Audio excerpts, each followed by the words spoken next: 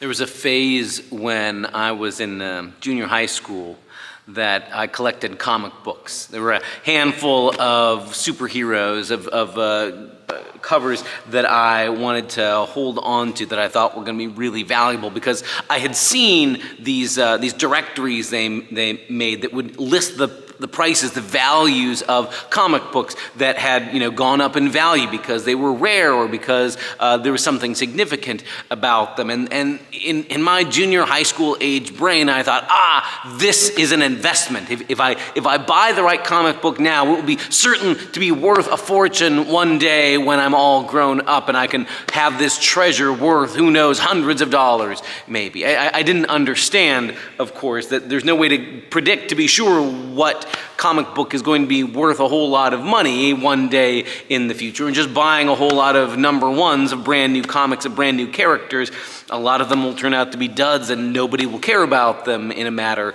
of months. I also had this illusion that just because a book had in print that such and such comic book was worth such and such amount of money, that was an ironclad guarantee that this comic book was inherently worth a certain amount of money, rather than saying, this is what somebody might pay if you happen to go to the right comic book store or convention or find somebody who cares about this enough to want to buy it.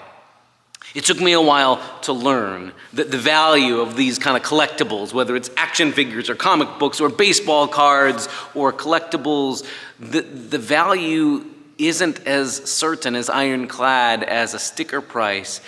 That really the question is there somebody who wants this enough to pay such and such amount of money? There are an awful lot of things in life that are like that, where their value really depends on finding somebody who says, I want that enough to pay for it. It's kind of humbling to recognize the things I had spent so much allowance money and so much money from chores on were just these colored pieces of paper that I didn't even really care about the characters or the stories about. I mean, some I held on to over the years, but an awful lot eventually went into the trash at some point, and I didn't really miss them. They turned out not to be an investment at all, but just a waste of space in big, heavy boxes that got lost from one move or another on the journey into adulthood.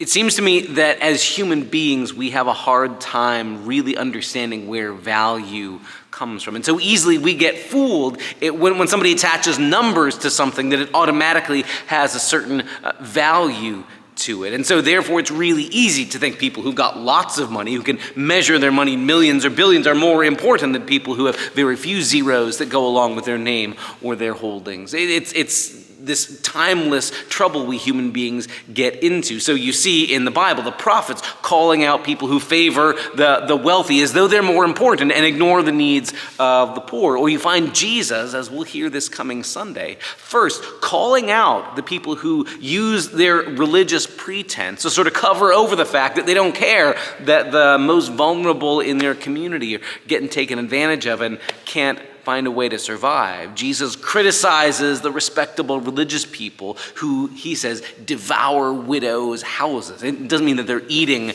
their homes, but to say that their practices are more interested in piling up their own wealth, even if that means foreclosing on some widow who has no way of providing for herself other than the house she lives in.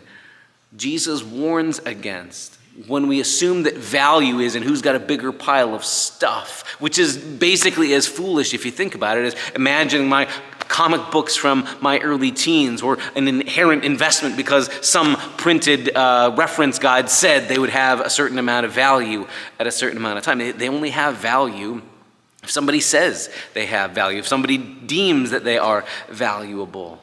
Jesus, on the other hand, finds value elsewhere. Jesus has never been impressed with who has a bigger pile of stuff, who has more money, who has more zeros attached to their bank balance account before the decimal point.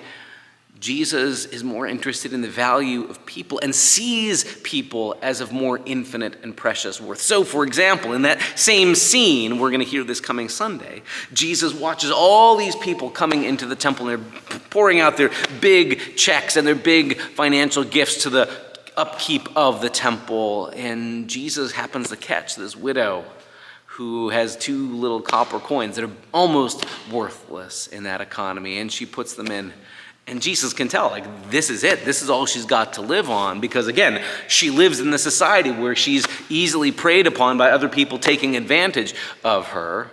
She's put in all she had. And Jesus stops and goes, you see her? She's put in more than all the other people making their big old contributions. She gave all she had to live on. Now, again, anybody who knows math could say 2 pennies is not worth as much as big old bars of gold or large coins of silver or whatever other gifts. But Jesus understands that value works differently. And for Jesus, people are more valuable than your piles of money or your possessions or your net worth.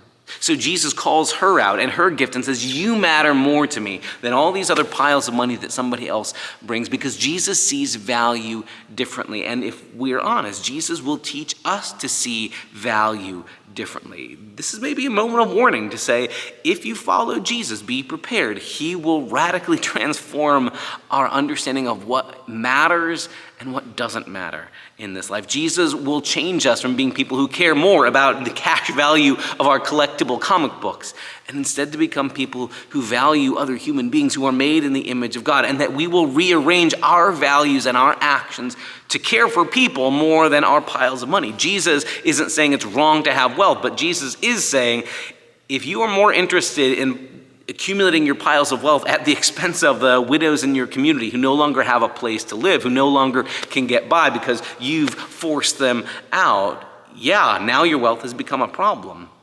Jesus just knows that we very, very easily turn our piles of stuff, our possessions, our money, our investments into our greatest good, and we end up missing the value of ordinary people around us. What Jesus does is to rearrange our values, to make us into people who, like God, value human beings as infinitely precious because they're made in God's image, and understand that other things are just things. Jesus will teach us. He will rearrange our values so that we love people and use things, and not the other way around. Using people and loving things always gets us into trouble. So join us this coming Sunday, where once again we're going to let Jesus rearrange our values so that we no longer are people who are fooled into thinking that empty pieces of paper, whether they have presidents on them or superheroes printed on them, are the source of our worth or our value.